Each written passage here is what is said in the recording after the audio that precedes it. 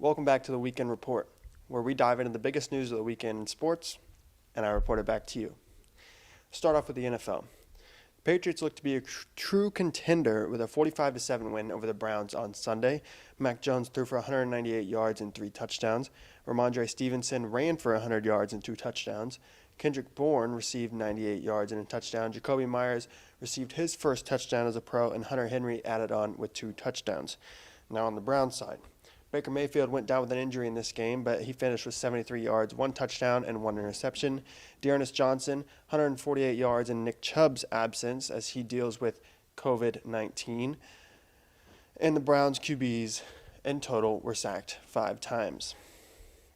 The next game I want to highlight is the Washington football team knocking off the reigning Super Bowl champion Buccaneers. But before I get to that, let's congratulate the Lions on not losing this week as they tied with the Steelers. But now back to the Washington football team. Tyler Heineke threw for 256 yards and 1 touchdown to receiver DeAndre Carter. Antonio Gibson ran for 64 yards and 2 touchdowns on the ground. And now onto the Bucs. Tom Brady threw for 220 yards, 2 touchdowns, but also 2 costly interceptions. Leonard Fournette finished with 95 total yards and no touchdowns. Chris Godwin and Mike Evans combined for just over 100 yards and 1 touchdown. While everyone is convinced that the Bucs are doomed, football fans are ready to jump back on the Chiefs bandwagon as they handled the Raiders on Sunday night 41-14. Patrick Mahomes finished with 406 yards and 5 touchdowns. Darrell Williams finished with 144 total yards and 1 touchdown. Travis Kelce had 119 receiving yards. Tyreek Hill finished with 83 yards and 2 touchdowns. Now to the Raiders. The Raiders had Derek Carr throw for 261 yards, 2 touchdowns, but also 1 interception. Josh Jacobs and Kenyon Drake combined for 32 total yards and 0 touchdowns. Bryan Edwards and Hunter Renfrow each had a touchdown on the highlight tape. Now, on to college football, and who just last night released their 3rd wave of college football playoff rankings. Coming in at number 10 is Wake Forest. Now, Wake Forest proved last week that they can win the big games as they knocked off NC State in a very close one, but will have to beat Clemson this week to solidify their spot in the ACC championship game. Oklahoma State is at number 9, who boosted up the rankings following Oklahoma's loss to Baylor last week, but will still have to beat the Sooners to give themselves a shot and make the playoff in the Big 12 championship game. Number 8 is Notre Dame, who continues to win, with their only loss being to unbeaten Cincinnati earlier in this season. But they will need to win out, and they need a lot more to happen if they want a shot in making the college football playoff.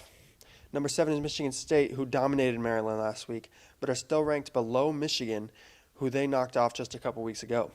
They have their biggest test this season so far this week as they travel to Ohio State, trying to make one last playoff push before the Big Ten championship game.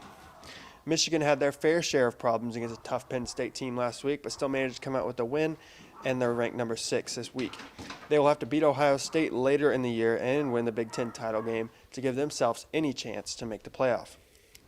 Number 5 is still Cincinnati. Cincinnati remains unbeaten on the year and is really starting to catch their stride after struggling against some poor teams in the past few weeks.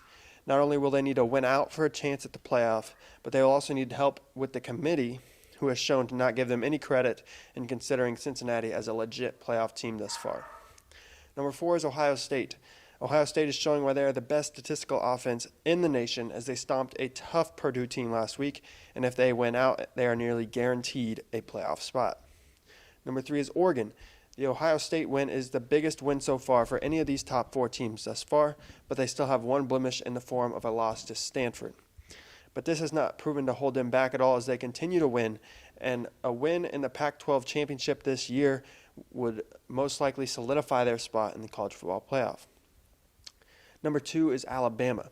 Alabama has had a tough road ahead of them as they will have to beat a tough Arkansas team this week and then Auburn in the Iron Bowl, with an eventual matchup with Georgia in the SEC championship game.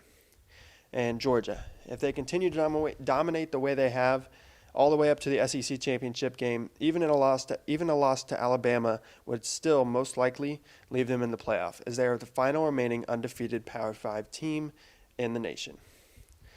Thank you for watching this week's Weekend Report. Be sure to tune in next week for the full recap of this following weekend's news.